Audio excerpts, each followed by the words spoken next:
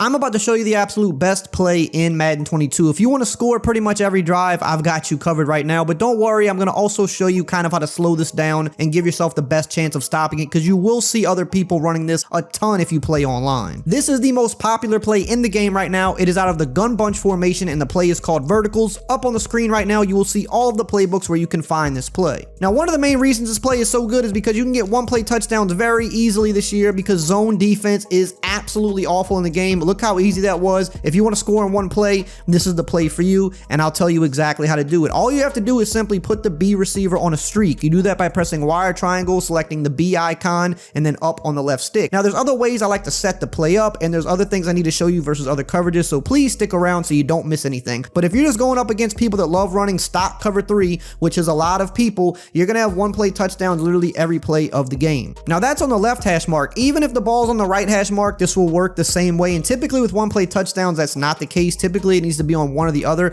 but the zones are so bad that this works on either hash, which actually makes it very useful because you can do it a lot easier throughout the game. As you can see, simple one-play touchdown. Now, typically, I do like having the bunch side of the formation lined up to the wide side of the field, so that means if we're on the left hash like we are here, we would have the 3 receiver side lined up to the right side of the field because it does give them more room to work with. Now, the basic setup that's going to beat pretty much anything in the game is simply streaking the B receiver, and then I like to put my running back on an option route, which I do by pressing Y or triangle, selecting his icon, which is Y, and then you hit the LT or L2 button. And this is great because if it's zone, he's going to just spot up underneath, and I'll show you what I mean right here. He's going to just spot up right there, easy catch, and a bunch of yards ahead of him to run with, because all of those vertical routes are pulling the zone defense back, leaving it open for him underneath. But if your opponent were to happen to run a man defense, if he was trying to switch it up on you, a reason I like this route is because now it's going to cut to the outside and it's going to toast man that way for easy yards as well. So that is your check down on the play. You definitely want to be mindful of him in case your other big routes are being contained. Now, going back to cover 3 defense here, that's not the only thing you can do. You can quick pass the tight end just like this as well. So not only do you have a bomb for a one-play touchdown, but you have a quick pass built in as well if your opponent's maybe running to manually cover that one-play touchdown. But that's not even all. You still have this crossing route that's going to pretty much get wide open as well,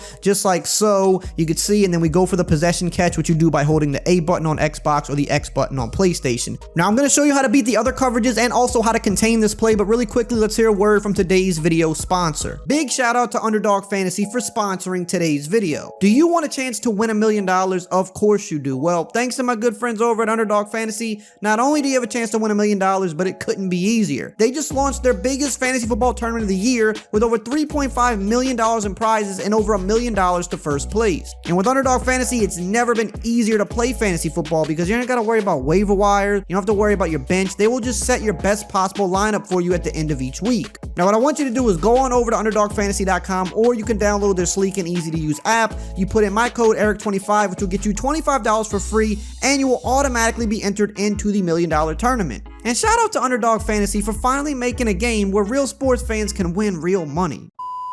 Now let's look at cover 2, because cover 2 is another very popular coverage shell, but this is going to destroy that as well. One thing I really like about cover 2 with this play is you can fit this into the sideline just like that. It's a kind of a tougher pass. It's more of a intermediate level type of throw. It's not a beginner throw. So if you're not familiar with kind of how to time that, you might want to get in practice and practice timing this as he gets past the cornerback, because it's a very specific pass lead and you're going to have a lot of room there to make big yards, but you want to just make sure you practice that before you take it into game. Now, if you're lined up like this on this side of the field and you have the X wide receiver with all this space, then it's even easier to kind of make this play because you can see you've got more room to work with, and then that becomes a one-play touchdown against cover 2. If you've been around my channel these past few weeks, you've seen me complaining about how bad the deep zones are in this game, and this is why. If you run a cover 3, you're giving up a one-play touchdown. If you run a cover 2, you're also giving up a one-play touchdown on this side of the field if you line up your formation with that receiver out wider. It's just you can't really run the 2 most popular coverage shells in the game versus this. Now, another optional thing, if you know your opponent's running cover 2, if he's just a cover 2 guy and he's been calling it every play,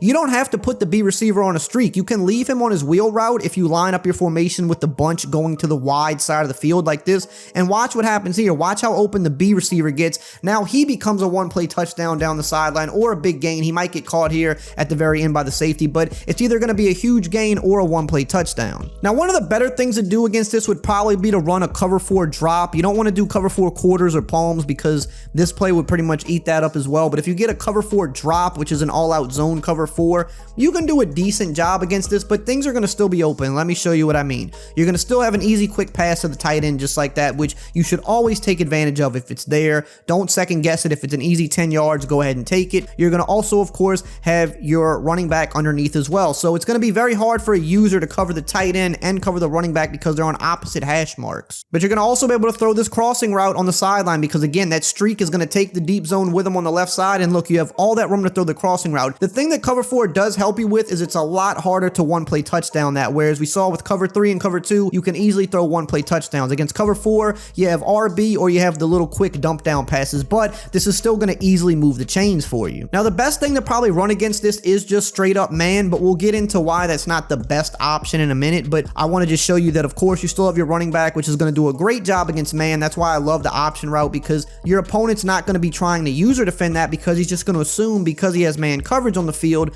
that he's taken away, but he's actually not. You also have this crossing route, which usually gets off the line very quickly. It's unbumpable, and again, you have a huge gain down the sideline with that. So your opponent has to use one of those, either him or the halfback. One of them should still be open, but this is going to contain a lot of the big plays. If he goes and uses the deep cross, you have to kind of settle for the check down, but that's still getting you good yardage. Now, another thing that's good about this play against cover 3 and cover 4 is you still have the old trick of motioning out this wheel route. So if you motion out this wheel route, he then becomes a nice quick pass down the sideline just like this, and he picks up easy yards. It's something you can sneak in there. It's something that works really well inside the red zone where it becomes harder to score as well. And another reason that's good is because a popular tactic a decent player will do when they run cover 3 is they'll go ahead and put this outside guy in a deep half. And because he does this, that's going to make the one-play touchdown obsolete. Let me show you what I mean. Not always obsolete. You might still be able to one-play touchdown it actually, but it's going to be a little bit harder. You see what I'm saying? Like, I might be able to run past him in a game. You can see I had a little bit of a step on him, but it's not nearly as easy as what we did before. So against cover 3, you might see a lot of people go ahead and put that guy in a deep half, and then what he might do is, let's say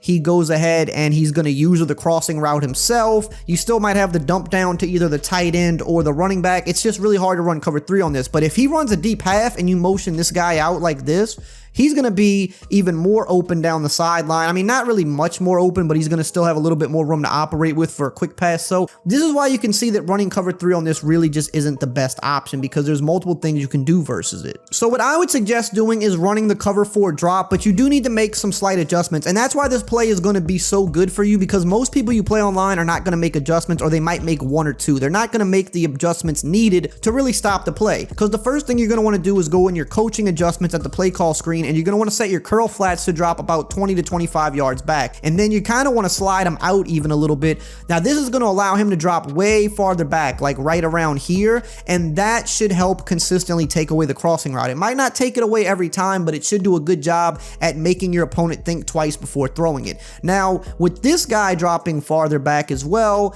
you know, it's not really what you want on this side of the field because you don't have any like corner routes or anything. So what you would do with this guy is you could go ahead and man him up on the tight end, have him manned up here, so now that quick pass is taken away, and then you can go ahead and use the running back. So if they're trying to one-play touchdown you, this is what's going to happen. There's no one-play touchdown because cover 4 is going to defend it. You can see the tight end's covered. We're going to pretend the RB route is taken away because we dropped our zones back, and then we're going to be using the running back right there, so that would take it away. Now, the only other thing they could do to kind of switch it up on you, what they would do is they would motion out that B receiver like I said. So if they randomly go ahead and you see them doing this, then you might want to manually try to, you know, drop another zone out there, because as you could see, I mean, he's going to be wide open against a cover 4. But if they're trying to hit you with the one-play touchdown setup, which most people will be trying to do, you want to run cover 4 with your zone drop curl flats to 20 to 25 yards, and then you want to man up the tight end and use the running back. But that's quite a few things you need to do to make this play obsolete, and if that's not done, I mean, you're going to be picking up easy yards all day, and most people are not going to make those adjustments. So you can do that. You could also run man to try to slow them down and force them into making a bad read, but that's what you're going to want to do versus this play. But as you can see, this play is an absolute killer. Make sure to subscribe if you liked it. I will see you guys next time.